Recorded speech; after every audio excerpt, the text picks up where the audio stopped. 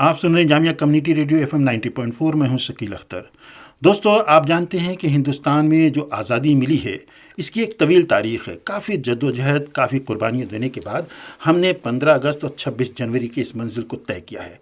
कैसे 26 जनवरी हम मनाते हैं रिपब्लिक डे के तौर पर, और इसकी क्या अहमियत है, और किस किस हवाले से हमको रिपब्लिक डे मनाना चाहिए, और किस तरह रिपब्लिक डे ने हम लोगों को एकजहती के साथ बांध रखा है, इन्हीं तमाम बातों पर गुफ्तगू करने के लिए आज हमने अपने स्टूडियो में ज़हमत दी है प्रोफेसर नवीद जमाल साहब को। शोबा सियासियात जामिया मिल्लिया इस्लामिया और जामिया मिल्लिया इस्लामिया के प्रॉक्टर भी हैं। प्रोफेसर अजद मलिक साहब तशरीफ़ लाए हैं फैकल्टी ऑफ लॉ से, और प्रोफेसर इलियास हुसैन साहब शोबा तारीख़ व सकाफ़त से। हम तमाम अपने पैनलिस्ट का इस्तकबाल करते हैं अपने स्टूडियो में। और जैसा कि आप जानते हैं, आप तारीख़ के हैं, आप सियासियात के हैं, आप लॉ के हैं, कि हमारे यहाँ जो 26 जनवरी के दिन पूरे हिंदुस्तान ही नहीं, हिंदुस्तान के बाहर भी हम रिपब्लिक डे मनाते हैं। और इस रिपब्लिक डे की मंजिल को हासिल करने के बाद हिंदुस्तान का एक इमेज दुनिया में बना था कि किस तरह इस मुल्क ने एक बहुत बहुत भरपूर मेहनत करके, स्ट्रगल करके इसको हासिल किया है। इन्हीं मौज़ूआत पर हमारे सुनने वाले से कुछ आप लोग बातचीत करेंगे और बताएंगे। सबसे पहले मैं तारीख़ के हवाले से गुफ्तगू करना चाहूँगा कि सर, आप तारीख़ आपका मौजू है और ख़ास तौर से मॉडर्न इंडिया आप पढ़ाते हैं, तो ये जो आज़ादी की तहरीक है, ये पूरी आज़ादी की तहरीक में जो कौमी यकजहती है उसका तस्वुर किस तरह बाइंड होता है हमारे यहाँ? देखिए, जो कौमी यकजहती का तस्वुर है वो हमारे राष्ट्रीय आंदोलन में एकदम शुरुआत से, जब से राष्ट्रीय आंदोलन शुरू हुआ तब से ये बात उसमें थी। जब भी कुछ तबके, कुछ मूवमेंट ऐसे शुरू हुए जिन्होंने इस पर सवालिया निशान उठाए, तब बार बार इस बात पर गौर व फिक्र किया गया और इस पर मजबूती से कहा गया कि हमारा जो नेशनल मूवमेंट है ये सबको यूनाइट करने की फ़िक्र के साथ ही आगे बढ़ रहा है। जो नेशनल मूवमेंट का सबसे बड़ा फोरम था कांग्रेस, उसमें कोशिश की गई एकदम शुरुआत से, 1885 में उसके बनने के बाद से ही कोशिश की गई कि तमाम तबके उसमें आए।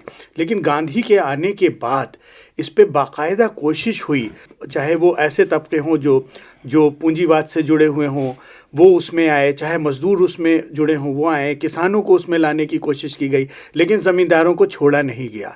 इसी तरह से हिंदू, मुसलमान, सबको गांधी ने लाने की कोशिश की। दरअसल खिलाफत मूवमेंट के मीडियम से असहयोग आंदोलन को शुरू करना मुसलमानों को बड़े पैमाने पर राष्ट्रीय आंदोलन से जोड़ लेने की तहरीक का हिस्सा था, जिसमें गांधी बहुत हद तक कामयाब भी हुए।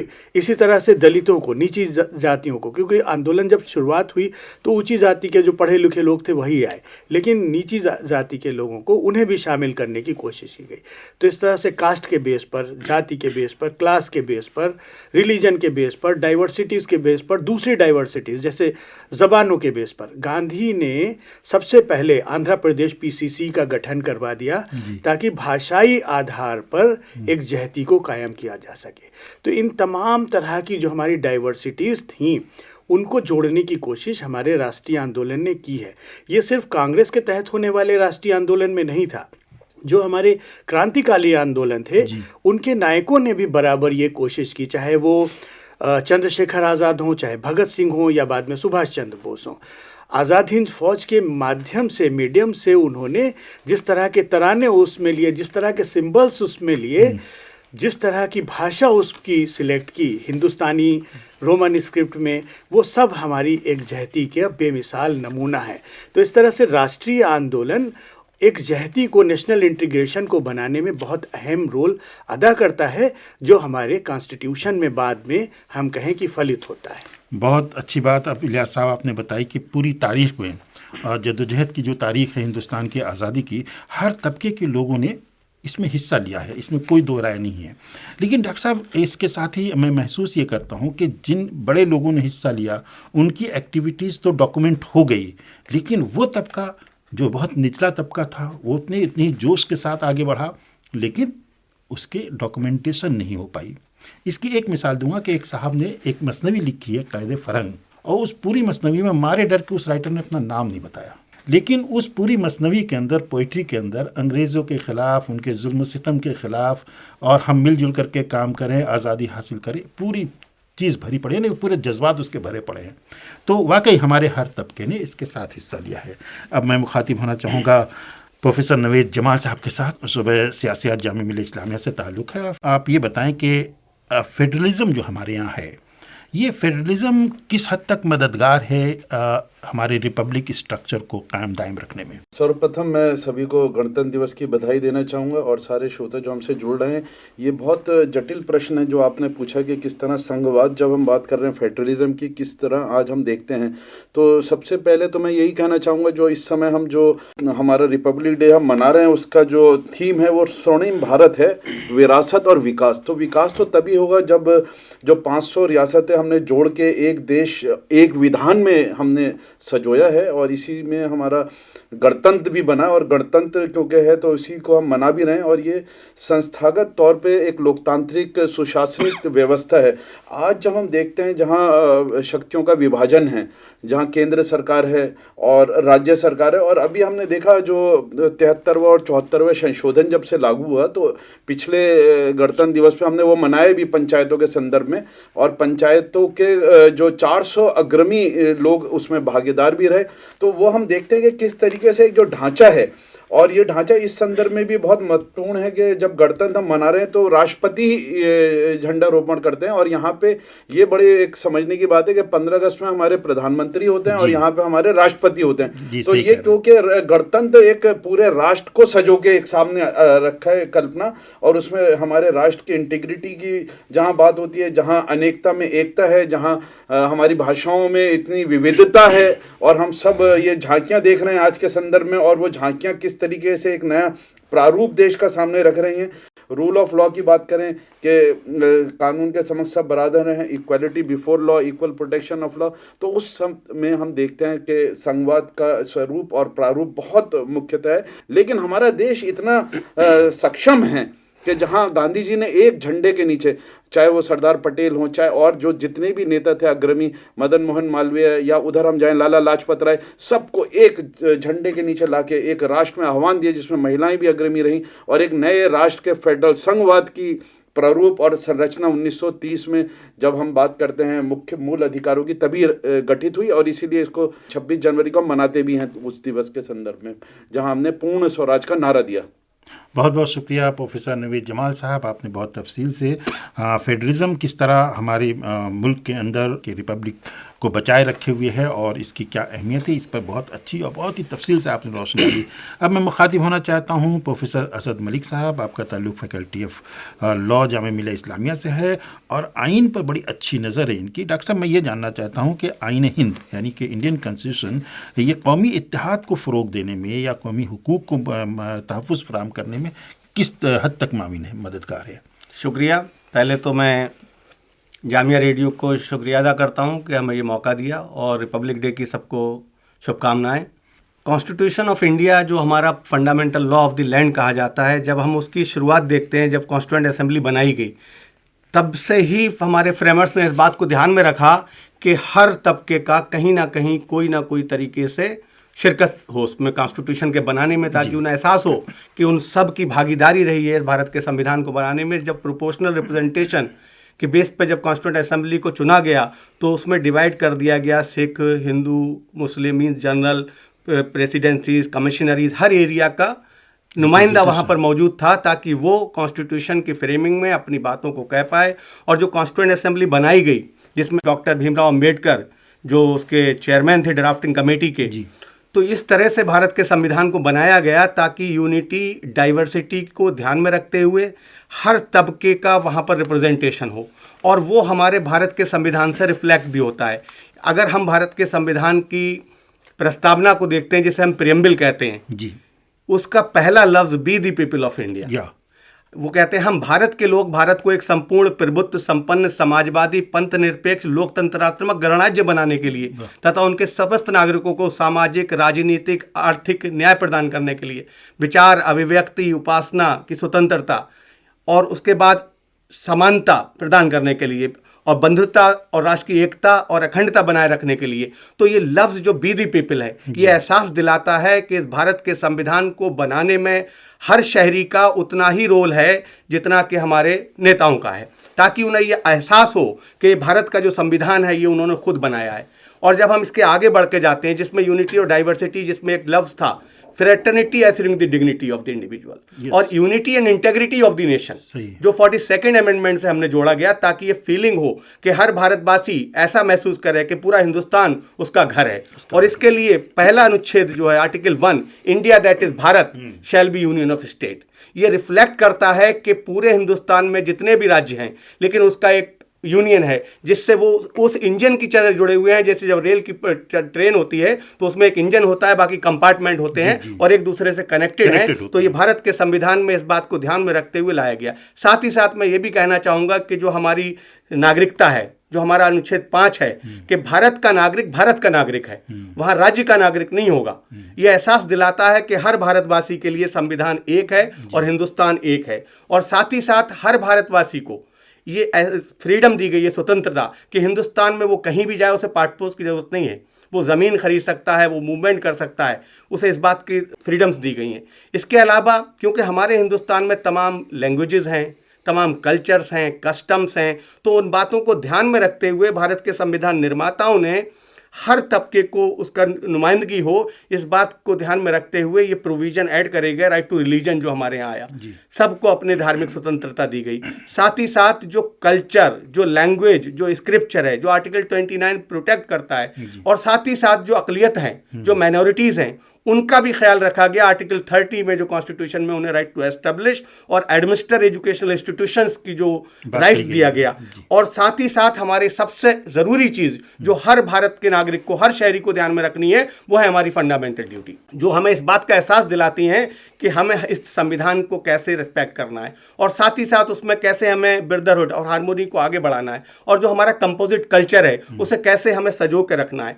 अब साथ ही साथ इस बात का भी ध्यान रखा गया, क्योंकि जैसा कि अभी हमारे साथियों ने भी बताया कि हमारी कितनी भाषाएं, कितने एरिया हैं, तो article 371 A, B, C, D ये स्पेशल स्टेटस राज्यों को दिया गया, ताकि वो अपनी कस्टम को, अपनी लैंग्वेज को और अपनी तमाम चीज़ों को अपने हिसाब से चला पाएं। और इन्हें सॉल्व करने के लिए 263 में एक इंटर स्टेट काउंसिल, अगर कोई झगड़े कहीं राज्यों के बीच में हो रहे हैं तो उन्हें निकाला। और साथ ही साथ 5th और 6th शेड्यूल जोड़ी गई, जो शेड्यूल ट्राइब्स, जो शेड्यूल एरियाज हैं, उनका प्रशासन कैसे हो, इन बातों को ध्यान में रखते हुए भारत के संविधान के निर्माताओं ने हर चीज़ को शामिल किया। और आखिरी बात मैं ये कहना चाहूँगा, जो हमारी 7th शेड्यूल है, जिसमें हमारी 3 लिस्ट हैं, यूनियन लिस्ट, स्टेट लिस्ट और कॉन्करेंट लिस्ट। यूनियन का काम है पूरे हिंदुस्तान के लिए कानून बनाना। राज्यों को इसलिए ये राइट दिया गया ताकि वो अपनी ज़रूरतों को अपने लोगों के हिसाब से, उनकी जो कल्चर है उसके हिसाब से वो कानून को बना पाएं, और हर भारत का नागरिक उसकी उसी तरह से सम्मान करे,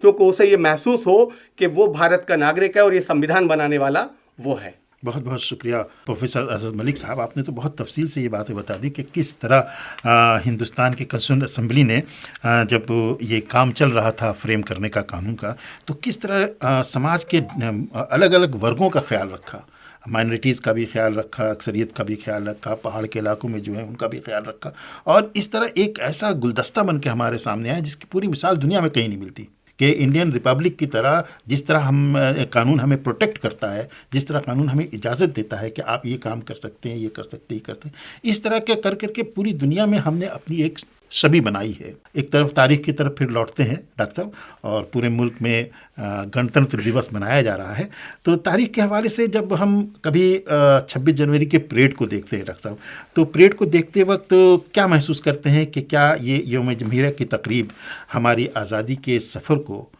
बनाती है, दिखाती है कि किस तरह हम सफ़र करते हुए यहाँ तक पहुँचे। डिफरेंट स्टेट की झांकियाँ होती हैं, वहाँ का कल्चरल रिप्रेजेंटेशन होता है, हमारे डिफेंस फोर्सेस के रिप्रेजेंटेशंस होते हैं, तो क्या कहेंगे आप इस पर? सबसे पहले एक चीज़ और जो जिसकी बात हो रही है, यहाँ हम सभी लोग कह रहे हैं, उसकी तरफ हमें गौर करना चाहिए। इंडियन रिपब्लिक का बन जाना और उसका इतने वक्त तक सरवाइव करना, ये भी अपने आप में बड़ी महत्वपूर्ण बात है। देखिए, दुनिया में ऐसे बहुत कम बदलाव हुए हैं जो बहुत सस्टेन रहे और जिन्होंने दुनिया के दूसरे बदलावों पे असर डाला है। फ्रेंच रिवॉल्यूशन उसमें से एक है, अमेरिकन रिवॉल्यूशन दूसरी है, ब्रिटेन में पार्लियामेंट्री डेमोक्रेसी का आ जाना शायद तीसरी है, लेकिन हिंदुस्तान में डेमोक्रेसी का आ जाना शायद चौथी बड़ी घटना है दुनिया में, और इंडियन रिपब्लिक का बनना। और उसका सस्टेन करना लगातार, जब हमारे आसपास के मुल्क रिपब्लिक सस्टेन नहीं कर पाए, डेमोक्रेसी को सस्टेन नहीं कर पाए, तो हिंदुस्तान जो दुनिया में शायद सबसे डाइवर्सिफाइड मुल्क है, ऐसा कोई भी मुल्क दुनिया में कहीं है ही नहीं, मिसाल ही नहीं है इसकी। उस मामले में हमारा जो रिपब्लिकन कॉन्स्टिट्यूशन बना, उसके बेस पर हम अपनी डाइवर्सिटी को बचाते हुए रिपब्लिक को सस्टेन कर पाए हैं। ये अपने आप में बहुत बड़ा अचीवमेंट है। दरअसल जो आप बात कह रहे हैं कि राज्य के अलग अलग राज्यों की झांकियाँ, सेना की अलग अलग उसकी झांकियाँ, ये दरअसल हमारी डाइवर्सिटी को दिखाती हैं कि हमारी डाइवर्सिटी जो है वो एक कैसे हो जाती है। और हम, चाहे वो हम उत्तर प्रदेश के रहने वाले हों, चाहे हम मध्य प्रदेश के रहने वाले हों, लेकिन हम देखते हैं कि केरल से किस तरह की झांकी है, बंगाल से किस तरह की झांकी है, कश्मीर से किस तरह की झांकी है, गुजरात से किस तरह की झांकी है।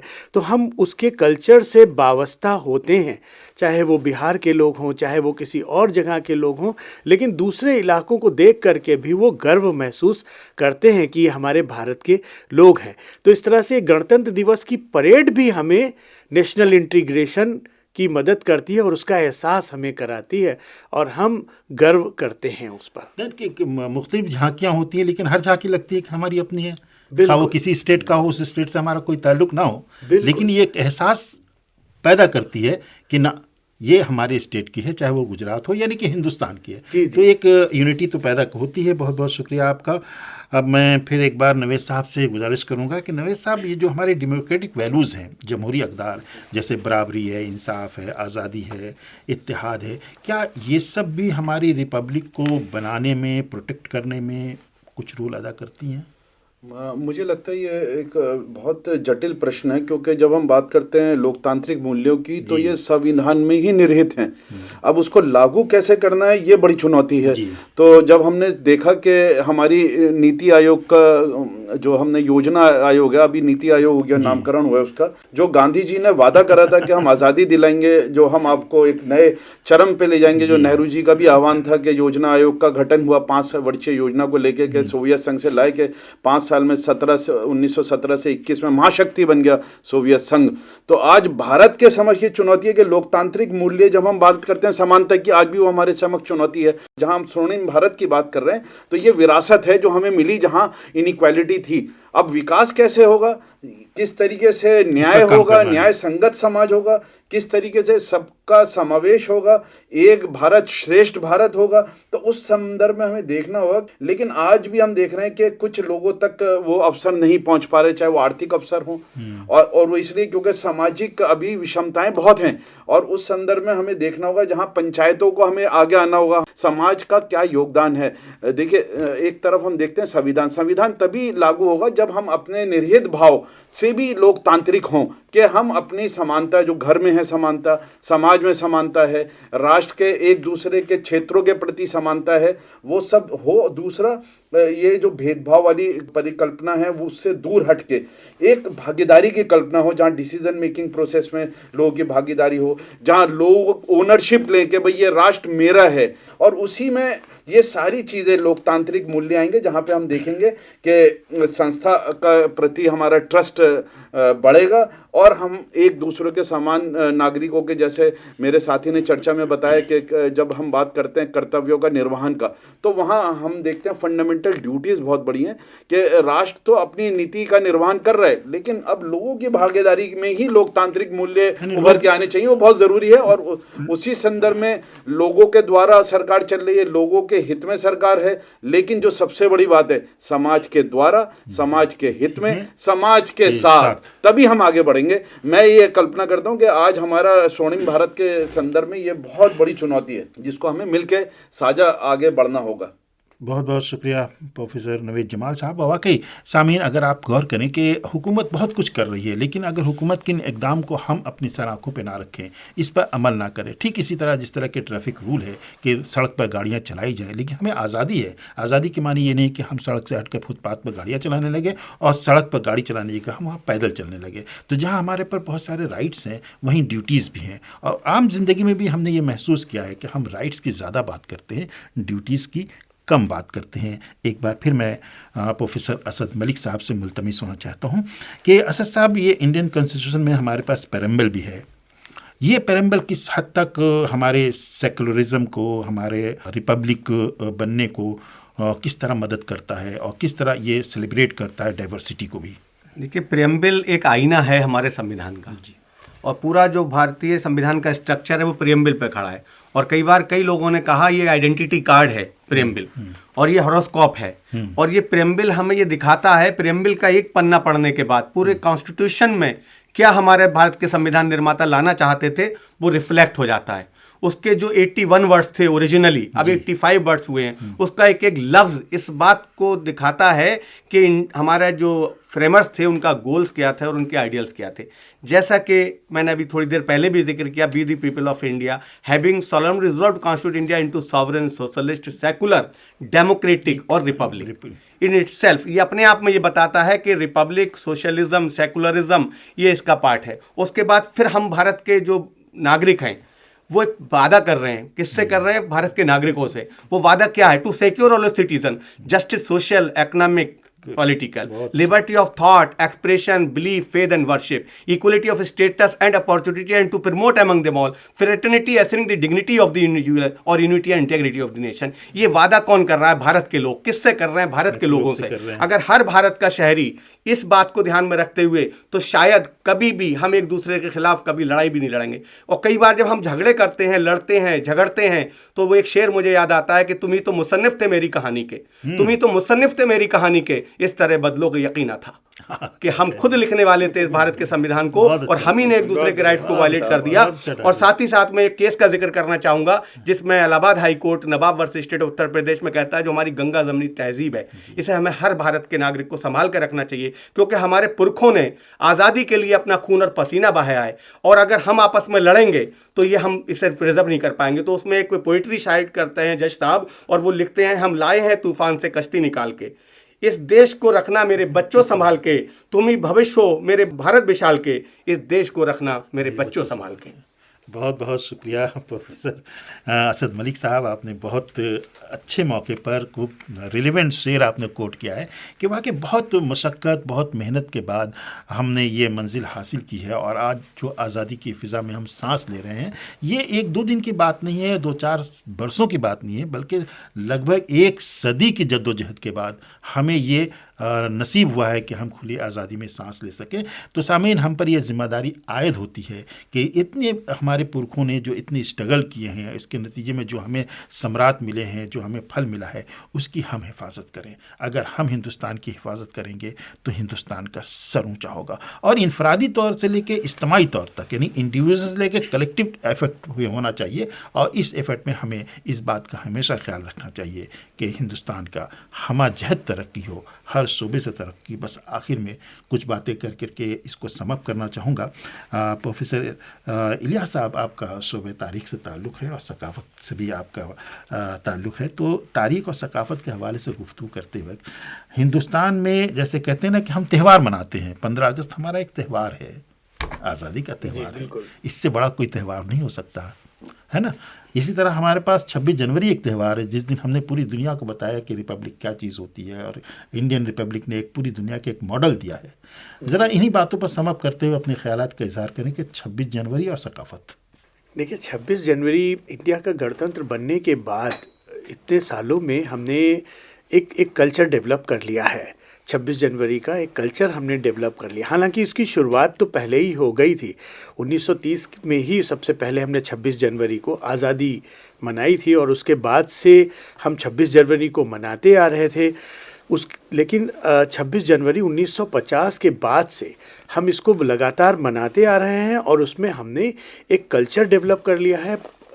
जब टीवी का दौर आया तब इस कल्चर को हमने देखा, अपने यंग एज में हम लोगों ने देखा कैसे लोग इस दिन टीवी के साथ चिपक के बैठ जाते थे, और जब तक और एक एक जहाज़ों को देखना, और कि अब ये भी कहा गया ये उनके करतब को देखना, और इससे अपना जुड़ाव महसूस करना।